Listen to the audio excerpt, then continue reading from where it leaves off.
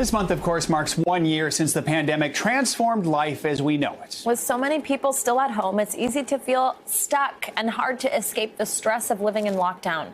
We're so lucky to have Dr. Deepak Chopra back with us this morning to help us get unstuck. He's the founder of the Chopra Foundation, and his latest 21-day meditation experience is available now. Doctor, good morning. Thank you for joining us again. Now, this is the 8th and final installment in this series you created with Oprah. It's called Getting Unstuck, Creating a Limitless Life. I think a lot of people at home right now might hear that and think, unstuck? How? Help me. Give us a preview. We just saw a story, Dick and Rick White, that's unstuck, determined, moving on. We are seeing a recovery now, slowly. The pandemic is waning, so we need to find a place of peace, harmony, laughter, love within us. And that equanimity will begin the healing process. No resistance, no regrets, just this moment and joy. Love it. Each week has a different focus, like achieving your creative potential. Why did you want to emphasize these topics after what has been such a tough year for so many people? Well, as you look across the human landscape, what you see is different stages of grief. Some people are still anxious, still feeling panicked, still feeling helpless, frustrated, some angry. But some are finding acceptance and meaning. And once you find acceptance and meaning, you find opportunity. So this is the moment to find opportunity, reinvent our bodies, resurrect our souls, and spark our creativity. Now, millions of people have turned to you for your advice on meditation for a long time now. So for someone who's new to the practice, or maybe, as I asked you last time you were with us, somebody who just has a difficulty kind of focusing on it, what's your recommendation on how to actually stick with it? Well, for starters, every once in a while, anytime you feel a little distressed, press the pause button in your life, pause, and then take a few deep breaths, smile, and then choose your response. Instead of being a bundle of conditioned reflexes and nerves that's constantly being triggered by people, circumstance, social media, on and on, you stay close to your center, and you can do it in the moment.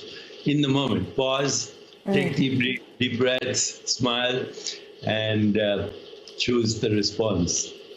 Here's something that we've been talking about lately, at least I know in my household. As the country starts to reopen, many people might feel anxious about getting back to socializing or being around crowds in smaller spaces.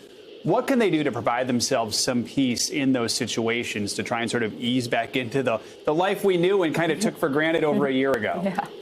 It's just what you said, ease back into it, go slow. A lot of people have become used to actually not going to work or not going to school or whatever. And it's going to be a little anxious period, but we have to move through it. We can't deny it. The way through the fire is through the fire. Dr. Chopra, I wonder if I can ask you something sort of personal. This year's brought a lot of difficult changes for so many Americans. Of course, a lot of time at home for many people, a lot of time alone. I'm wondering for you if there's anything that you learned about yourself in the last year that you hope to keep in mind moving forward. I think we've all done a lot of reevaluating here. Is there anything that stuck out to you? Yeah, I learned that if you practice the 4 A's, attention, good listening, affection, telling people you care about them and you love them, appreciation, gratitude, and acceptance. Don't try to change anyone because they're unique as they are. You go a long way in improving your relationship. So this year, I also focused on that, but also created a nonprofit called neveralone.love, where we have a chatbot that identifies people who are feeling depressed and helps them and even refers them to counselors. Our chatbot on neveralone.love has helped 500 people who had suicidal ideation, and millions of people are talking about with the chatbot. So we are trying to democratize what we call mental well-being through the 4 A's that I mentioned: attention, acceptance, appreciation, and affection. Yeah, love those 4 A's. Great advice. Yeah. All of it is great advice, and I think we need it now more than ever. So we really appreciate you, Dr. Chopra, taking the time to speak with us this morning and share your wisdom with everyone. Yes. Thank you so much. Good to see you. Hey, NBC News viewers, thanks for checking out our YouTube channel. Subscribe by clicking on that button down here and click on any of the videos over here to watch the latest interviews, show highlights, and digital exclusives. Thanks for watching.